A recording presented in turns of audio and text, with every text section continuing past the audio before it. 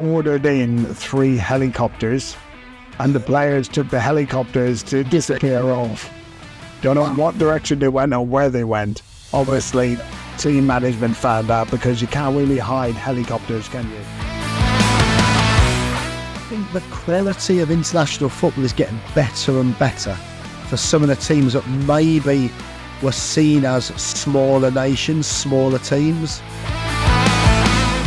Yeah, what I always like is when they pick a squad and they say they're picking X amount of players to blood them ready for the next tournament, and then the next tournament comes along and the players who were blooded in the last tournament are out of form or injured or not at the level anymore, so they're not picked anyway.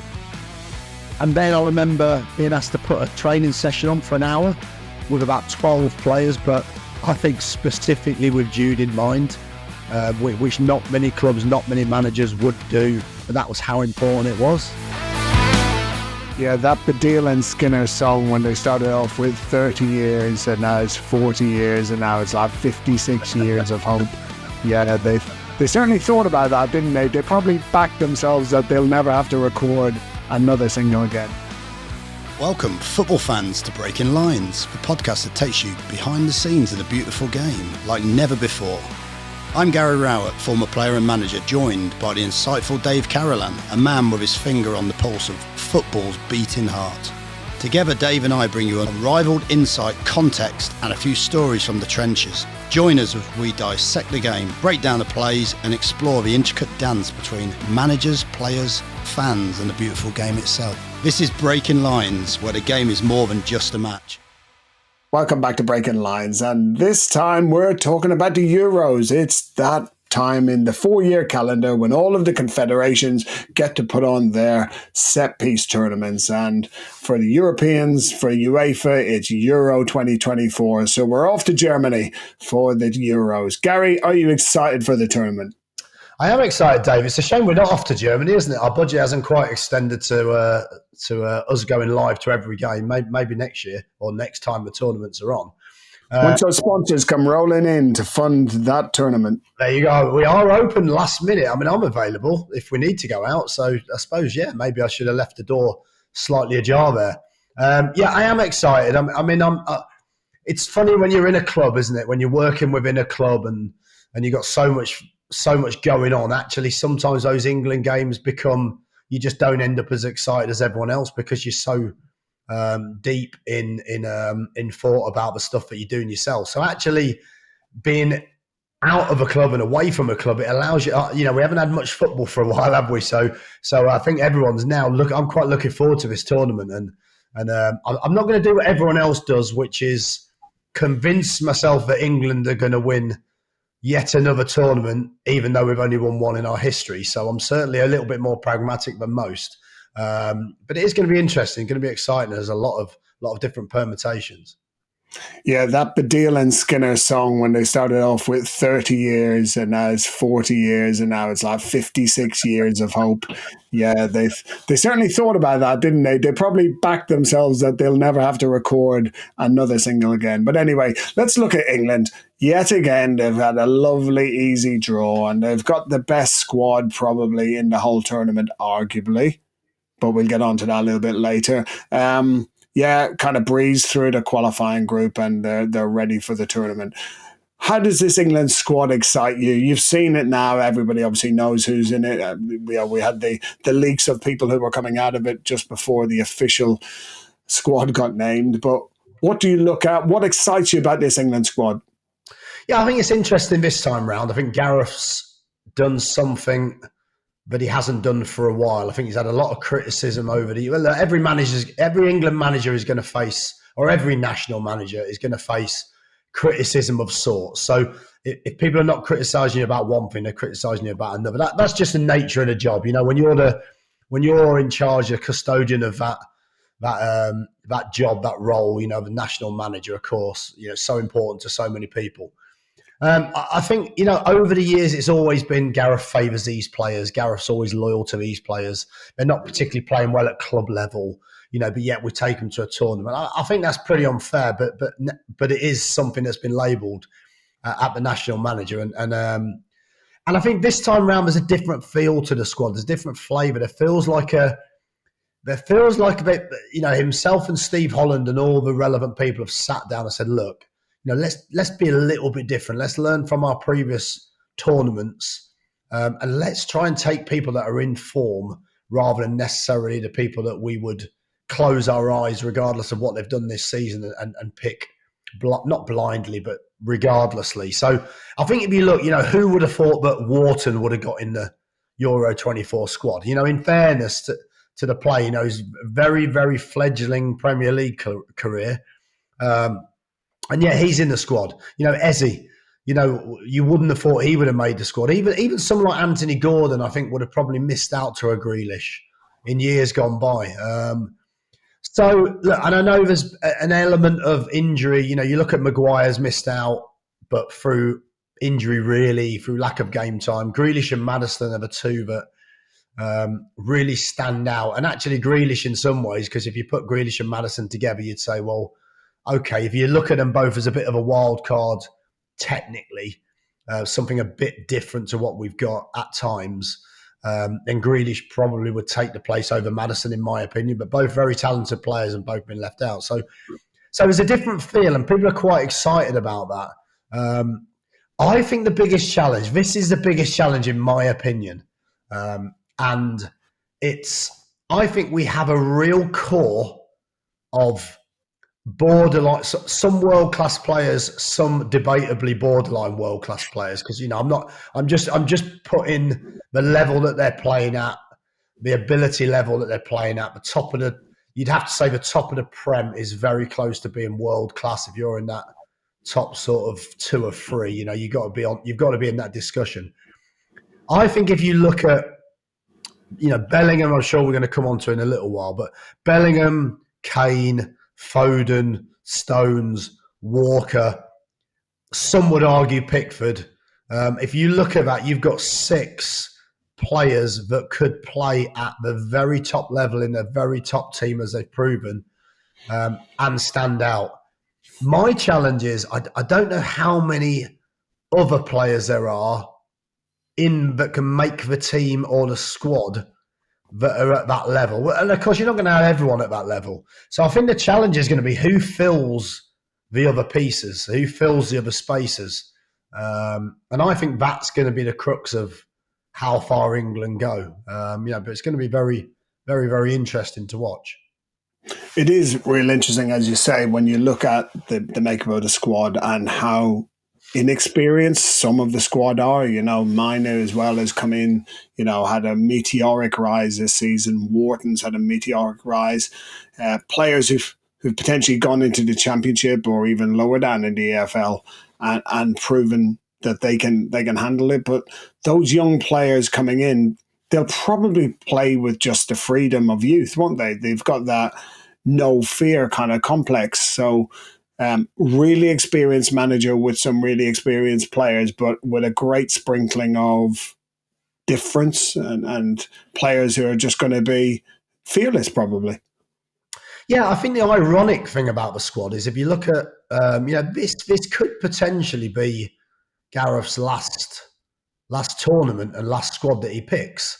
The squad looks like it's almost been picked with a view to the next 4 years or the next 8 years. It's a classic one, isn't it? But someone like Wharton, and someone like Eze, I know they've been performing fantastically well, but let's put them in the squad because they deserve it. Let's give them that experience of a big tournament. You wouldn't expect either of those players to play that many minutes. Not that they couldn't, but you wouldn't necessarily expect them to, with the names around them and the players and the experience around them. But I think you also you have to have those players that are excelling at the top level, don't you? And I think this has been something that we've often struggled with. How many times have you seen it where, we've taken a Rooney who's been injured most of the time and broke down after like 1 or 2 games or something, and you understand why you take these players, or take a Gaza, or take whoever, and it's almost you're taking them what they can do if they're fit, but they're not fit. And so therefore, I think what's happened is Gareth's gone with a very balanced squad.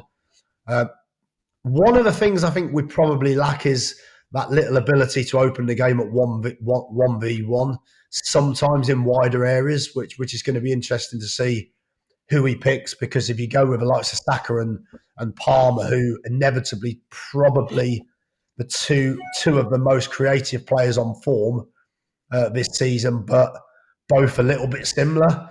Both will drift into similar type of areas. Not too many of those players are going to run in behind when Kane is dropping short. So maybe the balance isn't quite right there. But some really interesting decisions. And I think, like you said, that inexperience, but actually can be a strength. I read something earlier. It'd be interesting to get your thoughts, Dave. But we have these conversations. People have these conversations, and they'll label a squad. So they'll all say, "Oh, it's a little bit inexperienced," or maybe it's too experienced. But we've won one major trophy in our history. So whichever squad we picked for the World Cups or the Euros in the last, let's see if my maths are correct, 60 years. 58 years or whatever it is, hasn't quite been right, has it? So I don't think it matters what you do. You have to go with what you feel is right as the manager, and you're probably going to get shot down either way. Yeah, what I always like is when they pick a squad and they say they're picking X amount of players to blood them ready for the next tournament, and then the next tournament comes along, and the players who were blooded in the last tournament are out of form or injured or not at the level anymore, so they're not picked anyway. So you always seem to be projecting your squad for the next tournament. Well, let's just deal with this tournament. We at some stage, whoever's picked him for whatever country has to go out and deliver. And of course, while each nation likes to think that they've got a golden generation, like the one that was in the late 90s, early 2000s for England, when you had like Lampard and Gerrard and Owen and Rooney and all of those, Beckham. But other teams and other countries come up with their golden generation. You just have to run into the wrong team in the wrong year, and that's curtains for you. No matter how good your squad is, if they've got a better one, and maybe one that's also been used to winning tournaments. And certainly England have put a lot of focus in recent years through the youth, winning under 20 tournaments, under 17 World Cups, and so on, to try and get that kind of winning feeling in tournaments, haven't they? Yeah, and I think, look, if you look at some of that success early, and undoubtedly some of those players have got used to that success a little bit, got used to it. You have to also look at, the last Euros we got to the final. The World Cup, the quarterfinal wasn't quite as good, but previous to that, the semi-final. So I would say actually, Gareth Southgate, I know Gareth reasonably well to chat to, and I remember speaking to him at St. George's Park not that long ago, and I actually posed the question: how do you, as England manager, bridge this gap of everybody thinks a lot of the continental managers, the foreign managers, so much tactically better prepared, whereas actually, if you look at England, in fairness, they've reached a really consistent level. Yes, you can argue the squad's excellent, but I think Gareth and Steve Holland and all of his staff, I think they've done an excellent job. The consistency level, the atmosphere created, the players coming through, obviously not of course them, but the way they've been coached and monitored at the clubs and developed. I think the biggest challenge England face, and I think this will bring us on to a Bellingham. The biggest question for me has always been, Italy just seemed to have that ability to win big games. Germany just seemed to have that ability to win big games. Spain the same. Portugal have showed it. Some of the other France have showed it in abundance. And I think on the world, of course we're on the European stage, but that always feels like something as a manager, I'm not sure you can always give that. I think the top players seem to guide their teams through it in the big moments. And we're talking about the top 0.00001% or whatever it might be, of players that seem to be able to handle the moments in the big games. It's difficult to find that, isn't it, as a manager? Absolutely. And in terms of big players and big performances, the one thing that at least you will look at England now is they've got a big game player, even though he's really young, like going and performing in the Champions League final like he did, and the meteoric rise of Bellingham. We've mentioned him before, but like that's been some journey, hasn't it? And he's probably the truly world-class player, probably even above Kane in the squad now. There's probably no team on earth that would not want to have Bellingham in their team. So, like you've seen him from when he was small, like when he was at Birmingham starting off. Like, was it the indication back then of this behemoth of a player that he was going to become?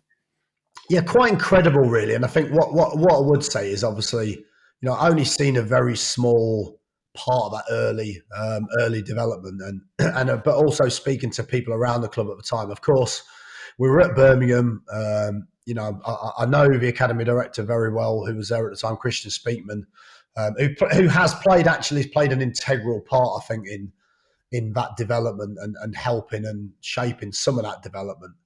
Of course, along with the coaches and obviously his parents have played a massive part. He's now obviously director of football at Sunderland. But at the time, I mean, Jude was around 13, 14. I think his brother was a year younger. I think. I'm not sure if he's a year younger or a year older. I'm not sure, but both two very close in age. And they were both fantastic players. In fairness, Jude, I think, was the one they felt was always just going to develop quicker to a higher level straight away. But I think they had both big hopes for both players. So amazing at that age how you can see that. It always fascinates me how you can see how good a player is going to be. Because as the manager at the time, they'd say, look, we need to keep this player at the club because, of course, that's the only way you're going to keep them there is by treating them well and hoping that they can see the club as a pathway because you can't sign them to long contracts at that age. So they used to bring Jude down, Job down, his parents down to the office on a match day sometimes. Would have a chat. They'd have that close contact with a manager. Of course, it would make them feel good in the process. And have a really good conversation with them. Both two young lads just coming down, like talking to any other 13, 14-year-old. And then I remember being asked to put a training session on for an hour with about 12 players, but I think specifically with Jude in mind, which not many clubs, not many managers would do, but that was how important it was. I remember sitting in technical board meetings, Dave, discussing Jude Bellingham and how we need to try to help shape the development. And I think all of this circles back really to how special he was at that age. And I remember Christian saying to me, this kid is the most sought after 13-year-old in Europe. He has had every single big club throughout Europe watching the academy games, and they would all take him in a heartbeat. And I'd say to him, really, how good do you think he can be? Because how do you tell at that age? I'd been in youth football for a while, and how do you tell? And he said to me, he will be England captain. That's how good he is. He's a Rolls Royce, even at that age. So fair play to those people that shaped those early years, helped shape those early years. I think you also have to factor in his parents have made some incredibly good decisions for parents to make, because there'd be a lot of parents at that age making the decisions that maybe helped the family money-wise, maybe got the kid to a higher level quicker.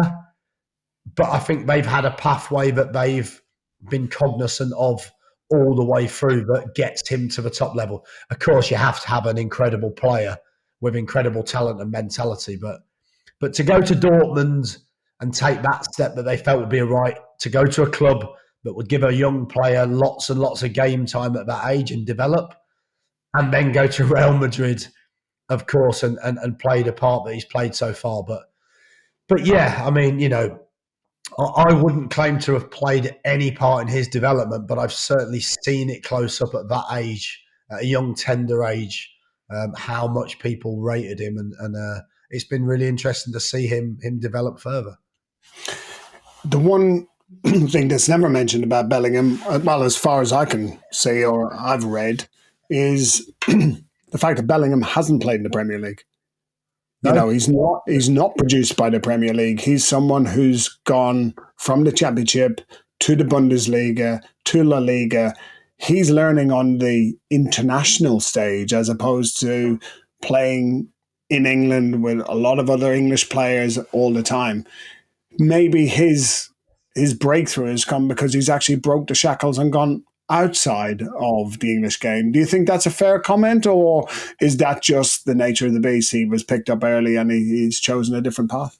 No, do you know what, Dave? I think that's a great observation. I think if you look at that pathway, and that's what I'm saying. I think with his parents, and of course, I'm sure speaking to people in the game, they felt that the pathway had to be right for him, and if they could choose the right pathway, you know, regardless of finances. This is my observation from outside. I don't know this. Yeah, what it looks like. But I think they've really thought about the player's career more than the player's wealth, you know, because of course one thing leads to another with a young player anyway. If you play and you develop in the right way and you've got that talent and ability, the rest inevitably just follows. And I think you're right. And maybe in some ways that's why he's at the level he is at the moment. And like you're saying, he's almost a player. I mean, look, we shouldn't, but we are putting a lot of England's success onto his shoulders at a tender age, because all of and maybe this is what I'm coming back to earlier, this big game mentality, this ability to handle the big moments. Maybe that's something that's part of the coaching. I don't want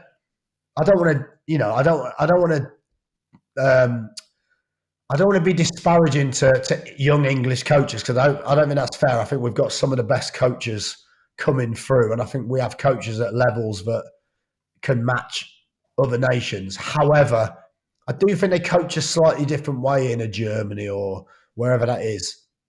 And so Jude being part of that and experience that coaching and that mentality, maybe that's why he's at this level at such a young age, where he looks like he can handle the games. There's been a few question marks at the top level, you know, the Champions League final. Did he impact it as much as people would think? But to me, that's part of a young player. You're not going to impact it as much as a Tony Kroos, who's played in these games over and over again. But you know what? Give him another 5, 6, 7 years, and I'm sure you'll see that impact getting bigger and bigger and bigger in those games. Yeah, it's frightening to think, what is he going to be like in 6 years?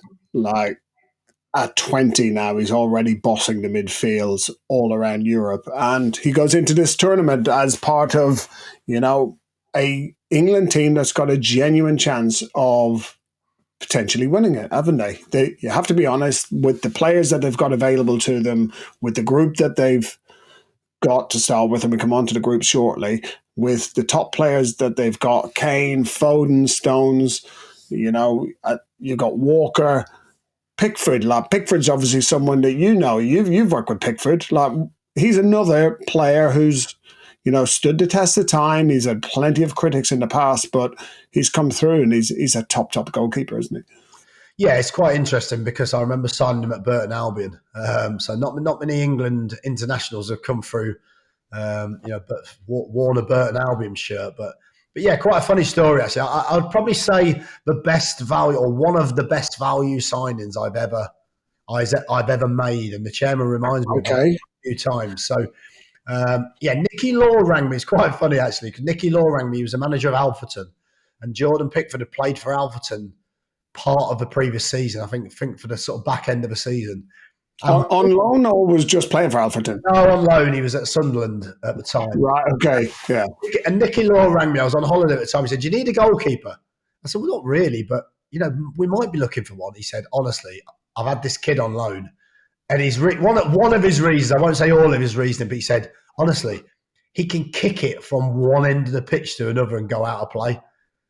I was like, "Oh, wow, brilliant. Is it going where he wants it to go? Or is he going to out from the back?" Of course, at that level, you know, there probably wasn't much playing out from the back at that time. But I think he was talking about his accuracy and the length of his kick and the speed of his distribution. And anyway, so I had a little look at him. And then Dave Manassi rang me about him. Dave Manassi was his agent at the time, and I had a good relationship with Dave. And Dave said, "Look, just give him an opportunity. This kid's going to be top draw. Give him an opportunity." I said, "Well, we can't." I did the old classic where we haven't got much to pay, Dave. He said, just pay what you can. He said, I'll make it happen because, of course, he's a pretty powerful agent. So I said, look, we've probably only, I don't know what we've got. He said, well, I'll tell you what. He said, could you play 500 quid? I said, yeah, probably. He said, right, pay 500 quid a week if he doesn't play. He said, and I'll get you in for free if he plays. So he only had to start for him to be a free player. So, of course, I told my chairman and Ben Robinson, literally jumped out of his seat, said, where can we sign? Where can we sign? I said, I want to look at him. But the value at that level at the time was so important. So I think we had him for, half a season. I don't think he stayed for the whole season. I think you had him for half a season. And he was incredible. We played a cup game against Sheffield United, and I think he's caught across about 16 yards out from his goal. Literally, he was so aggressive with the way he'd come out for things. And he's hit a sidewinder as quick as you like, and it's gone about 60 metres, landed over the fullback's head, an inch perfect into the winger's path. And at that point, you were like, wow. Look, he made mistakes at that age. He was only, 19. But you could see what, you could see the attributes of being a top goalkeeper, his mentality as well. So I'm pleased he's gone on to do well. And that's just a little anecdote for Burton Albion's many, many international footballers that they've had. Yeah, did you have to run that through the data insights department at Burton, to make sure all of his metrics were, on spot, or was it literally just, let's go? Let's go. One metric was required, and that was he's free if he plays. Let's take a gamble. So yeah. An important metric in the lower leagues, as we know, which is, what's the cost of this going to be, so absolutely. Excellent. Well, you know what, we'll see how England get on, obviously, once they start in the tournament. I'm sure we'll come back to it because we've got a few shows planned to reflect on the Euros. So yeah, they'll kick off. We'll see how Bellingham, Pickford and co go. Let's have a look quickly at the groups. So we start with Group A, right? So I like the look of this group. It's got plenty of variety in it. We've got Germany, Scotland, Hungary, and Switzerland. Wow. That is a tough group, isn't it, if you're Scotland? I think Scotland are actually, you wouldn't think they are necessarily, but they're actually the lowest ranked in that group. I think they have a chance of getting out of it, though, I would say. I think playing Germany first as the host nation, I mean, what a first game to be involved in if you're Scotland. And I think didn't they start like the 2098, what was it, 98 World Cup or somewhere? Didn't they start against France or someone, or Brazil? They had to open the tournament before Scotland. Your memory will be far better than mine if you could remember that. But I think it's a great opening game for them because there'll be so much expectation on Germany. There'll be no expectation on Scotland. It might be one of those type of games where, if you can frustrate them a little bit. We spoke about Germany previously, didn't we? That they've had a poor run of form previous to this Nagelsmann coming in, haven't they? They've had a really, really poor last tournament.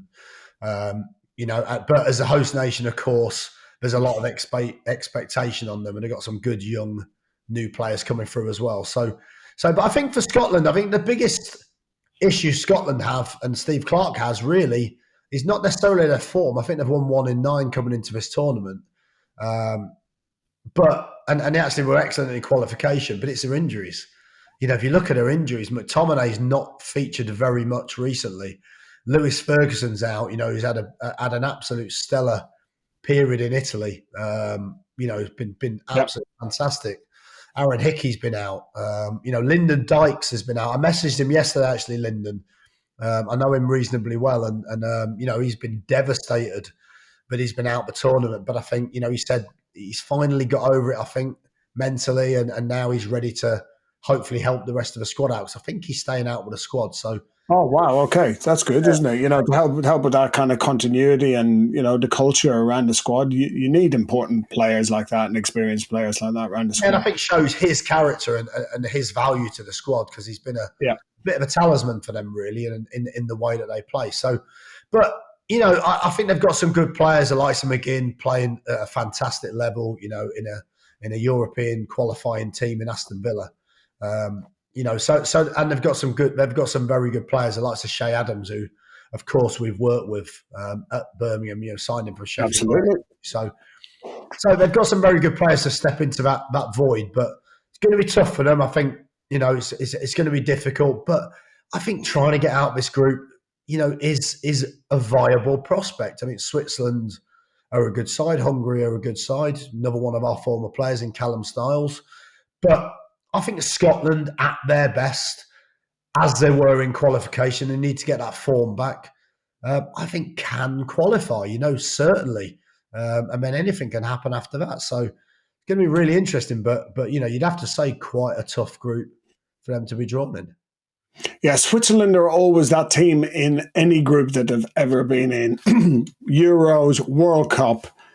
They just find ways of winning games and getting there and being, that kind of team that everyone expects, or country that everyone expects, we'll probably beat Switzerland. And then you see the names on the team sheet and you go, there's a reason why Switzerland have been so successful, generally speaking, over the last 20 or 30 years.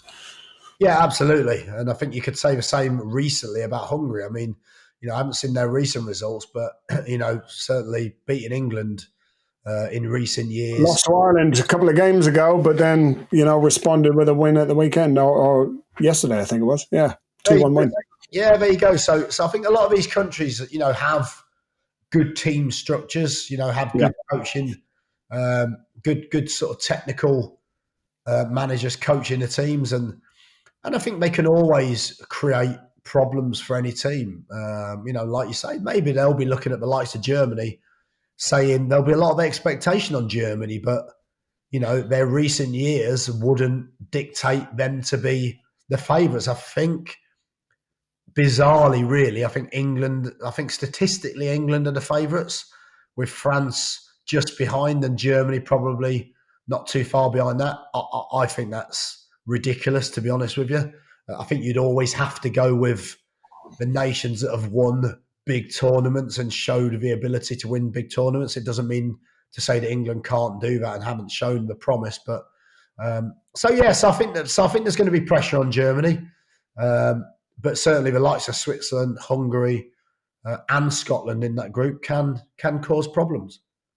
Well, certainly Hansi Flick hasn't looked back since the disastrous Qatar tournament, has he? Because he's just nicked himself the Barcelona job. So well done, Hansi. Out of the frying pan into the fire.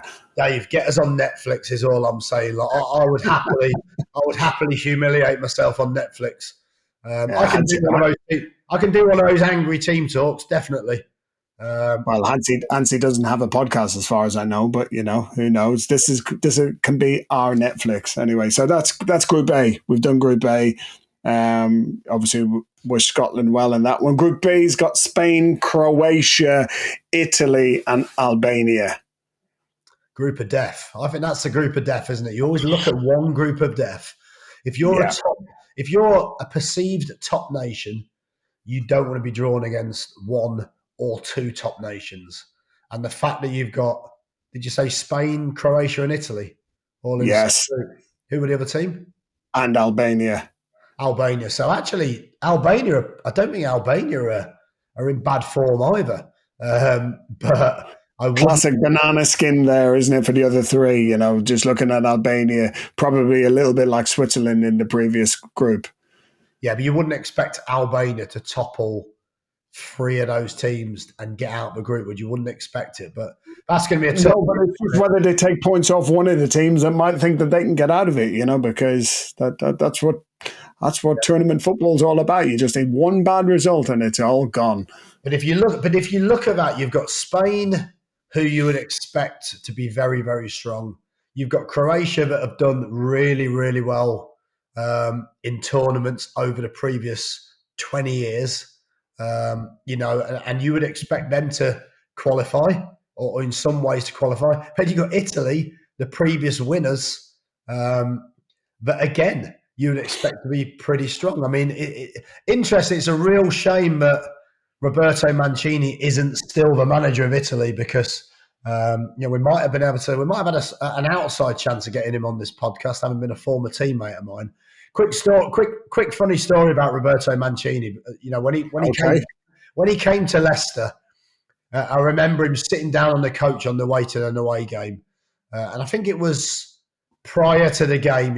He would sit, classic Italian style. He'd even make the team tracksuit look stylish. I don't know how he'd do that, but he'd make everything look stylish. And he'd be sat there with a block of Parmesan and some Parma ham and a fork, and just breaking bits off, and you're thinking, God, how can I be like this guy? And then you'd have one of the other Leicester players on the other table with a massive, one of us, I'm blaming you guys for this, one of the sports science at some point would have said jelly babies or wine gums are actually okay prior to a game. And I'm saying, but surely eating a whole pack 2 hours before kickoff isn't quite the nutritional advice that you intended to give to a player. So that's what some of the players would do. And Roberto would sit there and almost look down his nose at these sweets and players, these average players eating sweets. And you could see him thinking, what are these things? And someone said to him, it's a sweet. It's a wine. He went, never had a sweet. I don't know whether he was bantering player, but I can imagine with the physique he had and the career he had, he probably hadn't ever had a sweet. Anyway, fast forward 4 or 5 games, you know what's coming, don't you? Even Roberto Mancini's inner child got the better of him. And at this point, he's probably thinking, I might have to just try one. So he's tried one. That guy never looked back. I think he got addicted to wine gums. I think it was. The beginning of the end of his career was wine gums on the Leicester City team bus. Honestly, I think I read an article after that at Man City, when he was manager, he was getting things out of his pocket and eating them mid-game.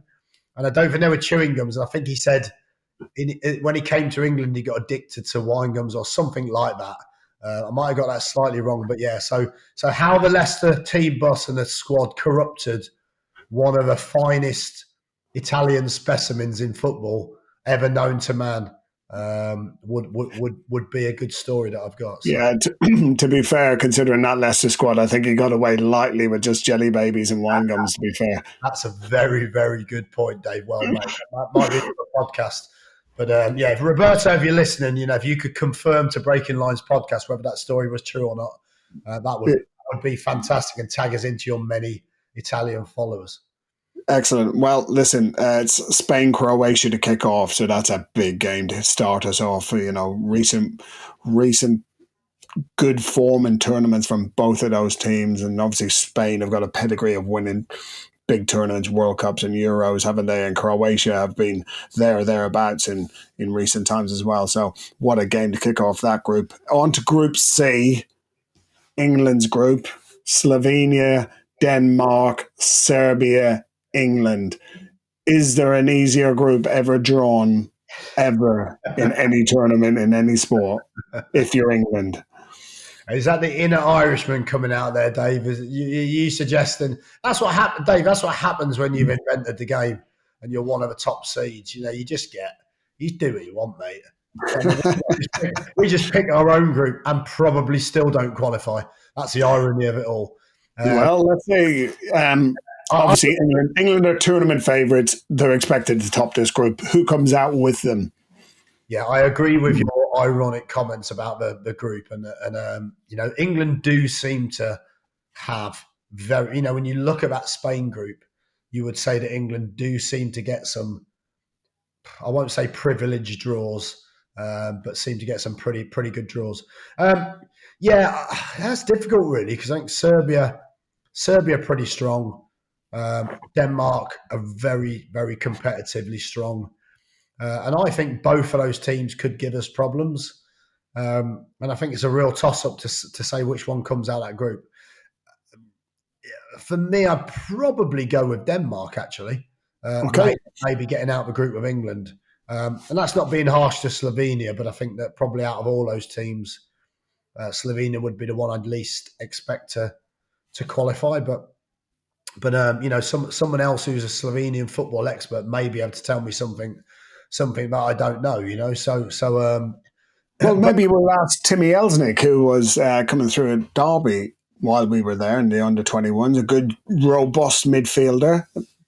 Timmy Elsnick versus Jude Bellingham. Watch that one go off. There you go. If you're listening, Timmy, come on the podcast. Let us know how your Slovenian squad's shaping up. And fair play to him, because at the time he was a player that probably wouldn't have featured that often for Derby's first team. So to go and carve a career elsewhere, I think is fantastic. And should be applauded. So international football, tournament football. Well done to Timmy Elsnick. Yeah, so we'll leave that. That's Group C, the easiest group. Whatever the opposite is to the group of death, that's it. It's Group C. Group of comfort. Group of comfort. Yeah. Yeah. Group D: Netherlands, France, Poland, Austria. Wow, that's pretty close to rivaling the Spanish group, isn't it? Yeah, it is. Yeah. Yeah, that's a tough group. I'm kicking off with Netherlands, France, first game. So is that Netherlands, France, Poland? Poland, Austria. Well, if you look at the Netherlands and Austria, for example, both won 5 out of 6 of the last game, so both go in fantastic form. I think Holland definitely are one of those teams. I look at their squad and I can see them doing really, really well. I think they're a very, very talented team. I think they have some real physicality alongside that technicality, and I think they could well be very strong. Of course, Poland are going to be carried along to a certain degree by a certain aging forward in Lewandowski, but they've got some other very, very good players as well, and like you say, the international football's so interesting, isn't it? Because all of those, if you look at all of these squads, all of the teams are playing all the players are playing at incredibly high levels. You look at Austria's team, they've got some absolutely, class players playing at high levels, notably a lot of them in the Bundesliga, playing for big clubs, So I think if you look at some of these teams in some of these groups, I think the quality of international football is getting better and better for some of the teams that maybe were seen as smaller nations, smaller teams. I think the gap is getting a little bit closer. And I think that's the exciting bit about this tournament. I think it's going to be fascinating to see how some of these teams, and I think we're going to see quite a lot of upsets. Yeah, sorry, I got that. Match day first is Poland against the Netherlands, and it's Austria, France, rather than what I said, which was Netherlands, France. So anyway, that's a horrible group. I wouldn't like to have to pick who I think will get out of it, but I'm going to say Netherlands and France get out of it. So yeah, that's who I'm going for there. I think Poland just won't have enough, and Austria, unfortunately for you, Andy Weimann, another former player of ours, but he's in the Austria squad. You just can't see them being able to overturn certainly 2 of the other 3. They'll probably potentially get a draw or win in one of the games, but you just can't see Austria getting out of that group. Anyway, I think is it Arnautovic as well with Andy Weimann up front? Yeah, I got that wrong, but. Andy Weimann, I'm going to be cheering for Andy Weimann, one of our former players. Great lad. What a guy. Top character. Really good footballer. Loads of energy. I think he comes from a family of athletes. I think his mum and dad were that explains that then. Yeah. They were athletes, national athletes for Austria, I believe.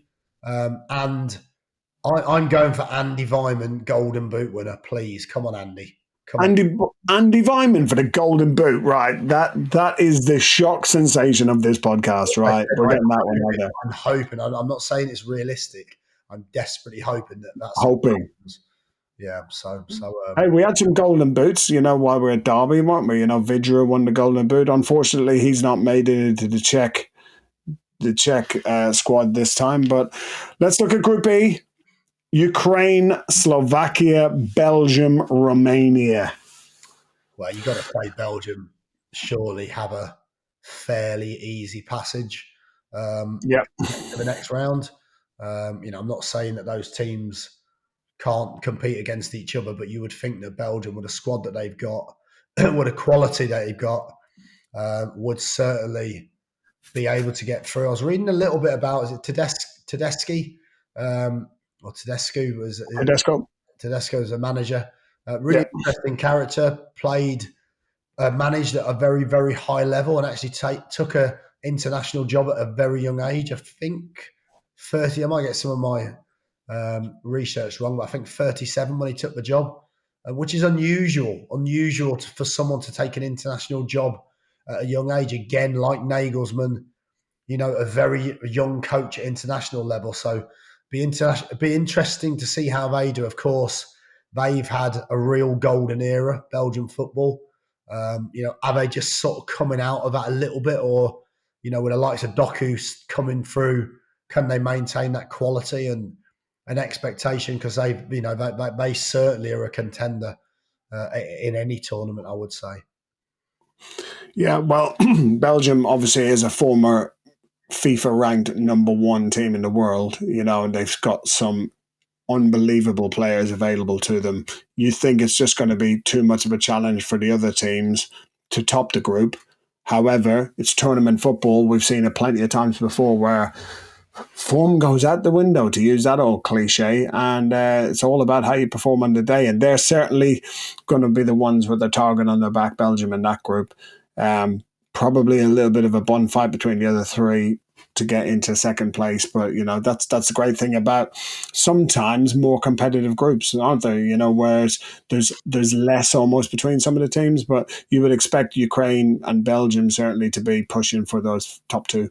And somebody else we had, Henrik Rabas, a goalkeeper who's made it into the Slovakian team. Henrik has been playing around Europe for a number of years, went to the MLS at the start of this year, and has nicked himself a place in the Slovakian squad. So well done, Henrik. Well done, Henrik. Yeah, I mean, 2 really good lads in Henrik and Timmy Elsley, really nice characters. And the only thing will he obviously he'll want to play, but in that group, difficult group. Not just saying that, like you said, quite competitive, but would you want to be in goal against Belgium?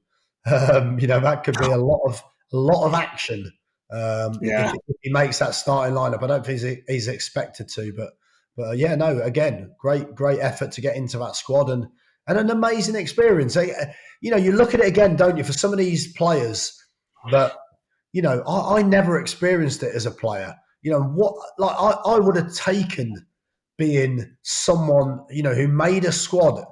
Okay, if you don't play, but what an incredible experience to be part of a squad and part of a team. And, to take that into your future career, whether that be coaching, management, whatever it is, that experience would be absolutely invaluable. And of course, you never know what happens. You might end up, through injury, through misfortune, ending up playing some games, and it could make a big difference to your career. So good luck to some of those players that we work with, and let's hope they have really positive tournaments. Yeah, well, the tournaments are there to uncover some of the bright young talent that maybe hasn't yet broken through, and they get the opportunity in a game and suddenly their life changes, doesn't it? We've seen plenty of players do that in the past, but certainly if we go on to the last group, Group F, we got one of the oldest players in the tournament in Ronaldo playing for Portugal. They've got the Czech Republic or Czechia, Georgia and Turkey. It's a real intriguing group, this one, I think. It is. And actually, if Ronaldo was the oldest Portuguese player, then I'd give him massive credit. But he's not, as Pepe's still in the squad at 41, which is absolutely People in the 40s can still play. I've got a chance. I mean, I played a charity game a few weeks ago, and I said to you, I've hardly been able to walk since.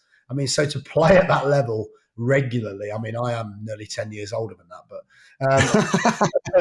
for Ronaldo to be playing and being the top scorer in his respective league, out in Saudi Arabia, and Pepe to still be playing for Porto at 41 years old, I mean, is testament to their professionalism. Absolutely. Or, whatever the diet and something in the water is in their respective parts of Portugal or Madeira, wherever that might be, for Ronaldo's case, I want some of that. So, yeah, no, tough. It's quite an even group, isn't it? Like you say, you'd expect Portugal to get out of it. But the other three teams, what were the other three teams against Georgia? You've got the Czech Republic, you've got Turkey. So they're the four teams: Portugal, Czech, Georgia, and Turkey. And Turkey have a history, haven't they? Georgia aren't going to roll over for anybody in this tournament, so you would expect that this is again going to be a competitive group. Yeah, and I would imagine pretty close nations. I would imagine Turkey would have a big following as well in Germany. Yeah. So yeah, I think that's a really competitive group. Again, you'd expect Portugal to get out of it, but I think this is what makes the tournament so intriguing, Dave, isn't it? But it's not just about these top teams. Some of these other teams are going to create some brilliant headlines. Are going to create some great stories.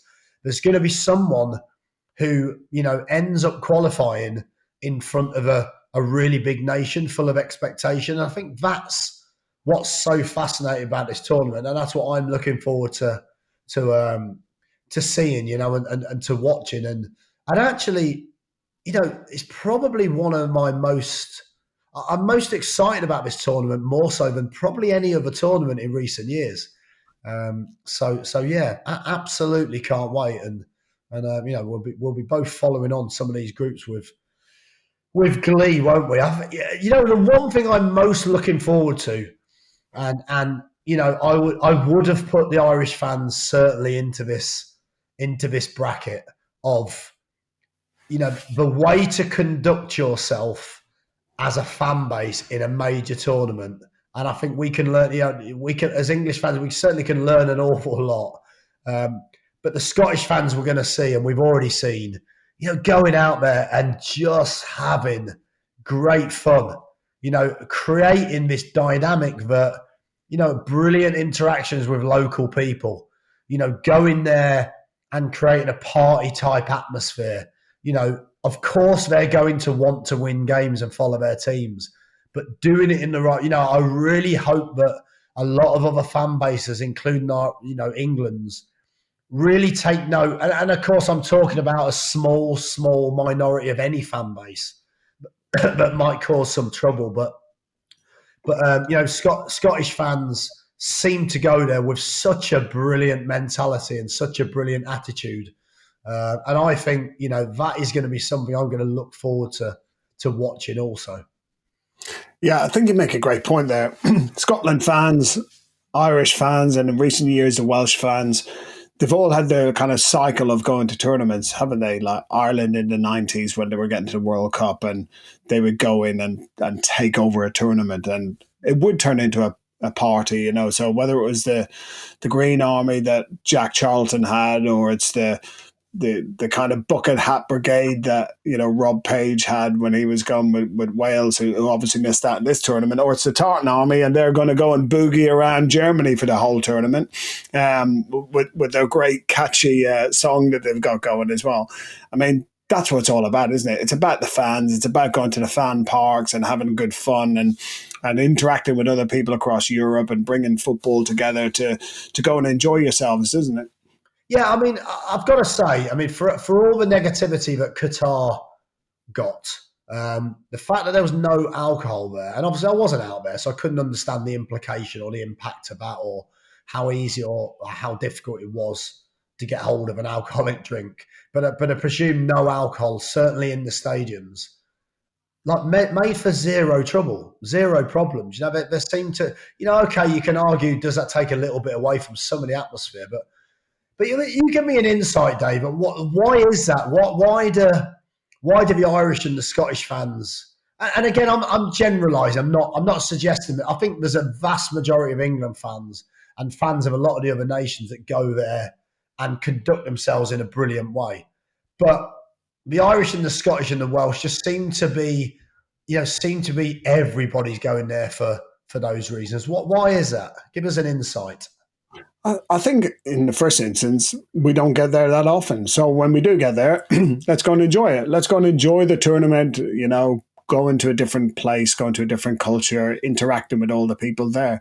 It's certainly been always a challenge for the England fans, hasn't it, when they've had to go abroad, because maybe they've at times unfairly been singled out as a group of supporters where, you know, the minority, the tiny minority who cause trouble, affect what is the observation of the whole of that fan base. And that's not fair really on the England fans, but certainly for the Irish fans, Welsh fans, Scottish fans, I think we like to go have a party, enjoy the football, but more than that, enjoy the tournament around that, you know. So, you know, I think in the old kind of rugby days, win or lose, they're on the booze. Maybe that didn't happen in Qatar, but you know, it can certainly happen in the beer halls and in the steins flowing out in Germany in a few days' time. Yeah, it's going to be good fun, and even seeing those opening scenes of John McGinn, Dad. Do you know what? I think maybe I could say that me and you might be a better dancer than John McGinn. Definitely not better footballers. might well challenge him certainly in the dancing stakes, but you know what? I don't think anyone needs to see my dancing. Let's just no, that's probably good. But I think it also shows how Scotland are approaching it. They're trying to get that synergy with the fans. They're trying to have that relationship, build that relationship with the Tartan Army, so that when the games start, you know, that adds that extra importance. Look, the England fans will do that absolutely as well, you know. So, but it has been fun to watch as well, hasn't it? Take the technical side away, take the tactical side away. You know, watching the fans interact has also been a very, very short highlight so far. You know, and let's look forward to seeing a little bit more of it. Yeah, it's fascinating how the teams approach the whole tournament, isn't it? Like, for example, England have gone to a really, really remote town away from everyone to base their camp. Other countries have gone for something that's a little bit more around where the action is, you know. So do you decide that it's going to be an uber professional? Probably if you're England, you're expected to win it. You got to go and treat it as professionally as you can. Whereas other countries go and enjoy the tournament. You know, our expectation is not to win. It's to go, participate, compete, but let's enjoy it while we're there. Yeah, and I found the perfect job, Dave, and you will empathise with this, and I think you might be applying for this if it comes up in the future. I think you're far too skilled for this, and your CV's a lot better. But apparently, the guy who went out to recce from the English FA went out to recce the hotels. That was his 30th, or went to see 33 different hotels within that process. I mean, that is smart. I'm saying, I'm challenging whether they were actually all in Germany, or, you know, maybe let's look at 2 hours flight away in Ibiza or somewhere, just in case. That might be a good base. But you'd have to say that's a pretty plum job, wouldn't you?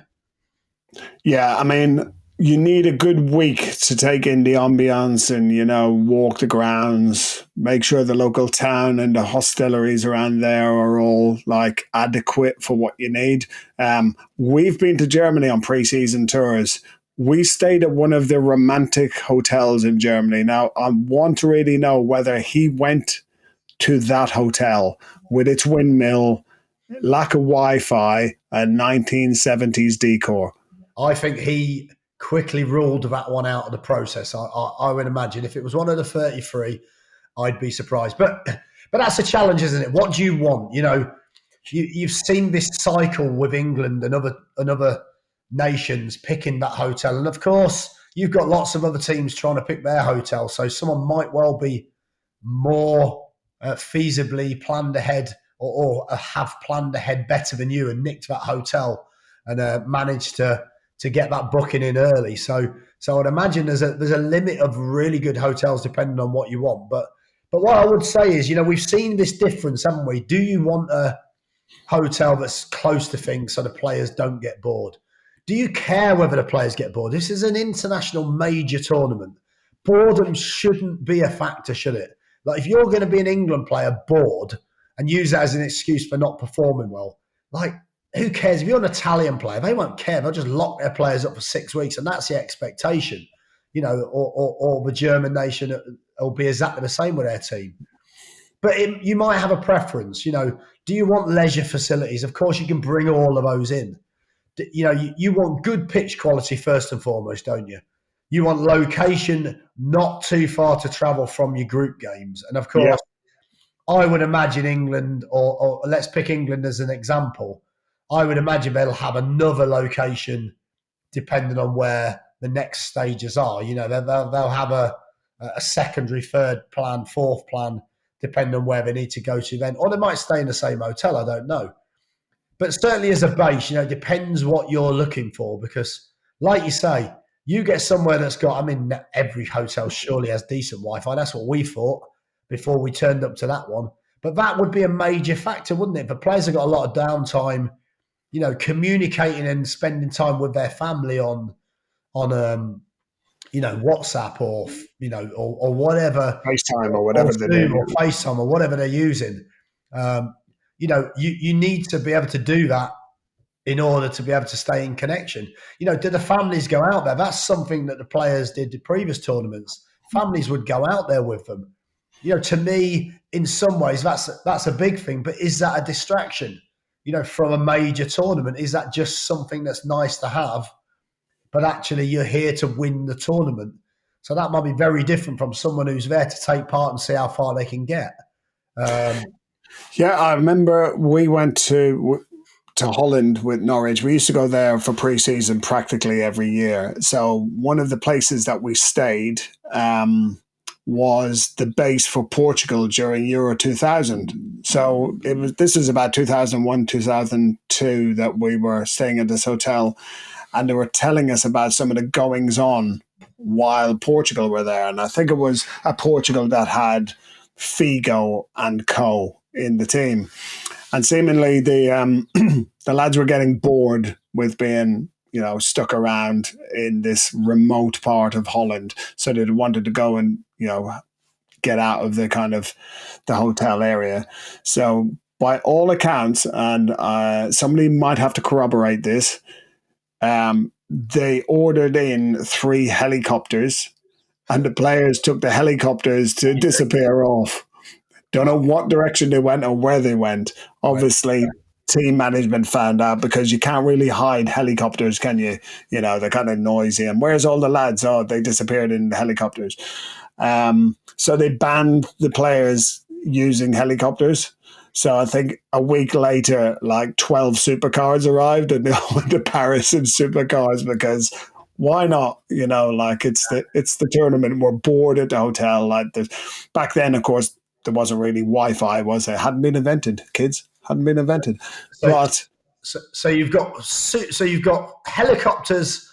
I'm imagining helicopters or supercars turning up at either Papendal or the Golden Tulip. Meerlow, somewhere like that. Yeah.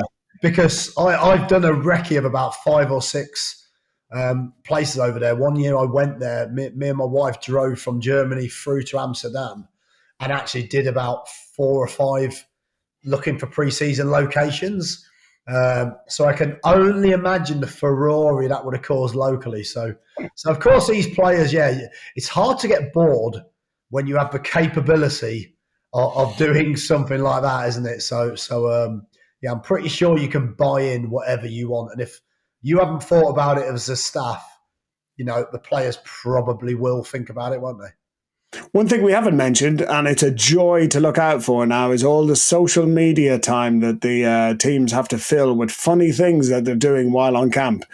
Quizzes and get to know people. And here's the lads on inflatable unicorns in the pool doing a recovery session. I'm really looking forward to that stuff. It's quality material, quality content. I can only imagine they're going to replicate some of that stuff. Punching a punch bag while answering questions. That kind of stuff, yeah. Hey, maybe we'll do a best of. Who did it best over the tournament? Let's forget about the football. Let's look at the social media content, because content wins. Content is king. And on that note, putting you on the spot, who are you going for? Oh. I'll take England out of it. Okay, we'll take England out of it because you're obviously going to be biased. Yeah. Do you know what? I can't look too far past Germany. So you're going for Germany, right? Because of the home nation, just because they've been so poor previously. I think Nagelsmann, fantastic coach. Of course, we played against Hoffenheim when he was manager their pre-season. Some of the things he was doing tactically were so difficult to negate and so difficult to work out quickly. I think he's excellent, and I'm going to go for, if I had to pick one, I think I'm going to go for Germany. Outsider? Have you got an outsider? Outsider, hard to pick an outsider. I'm just looking down at some of the notes I made. You couldn't class Holland as an outsider, could you? But if I could class Holland as an outsider, then I would go for Holland as my second or as my outside bet. What about you? Who are you going for?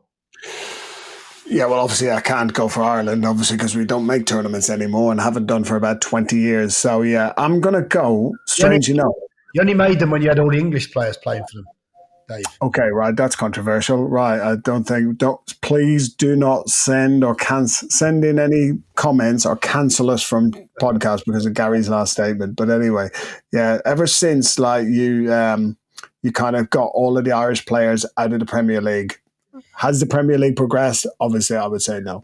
But I'm going to go for Holland only because next door neighbours to Germany. Yeah. And when the Orange Army travel in numbers, wow, it's a sight to behold. And, maybe it's not like a vintage team, but they've got some great players. So I'm going to go for Holland, and I think it'll be a Holland-Germany final. And boy, if that's possible, I haven't even worked out whether that's possible or not, but if it is possible, that would just be off the charts. I think it would be off the charts even more than if England got to a final, but who knows?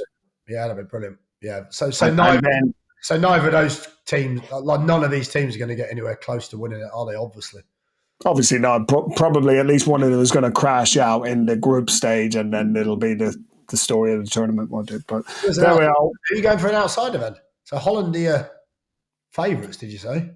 Yeah, well, I'm going to go with Italy just to kind of sneak in there. I know they're not particularly an outsider. Don't get me wrong. Surely, I'll give you Holland as your outsider and Italy as your favourites. Let's go with that one.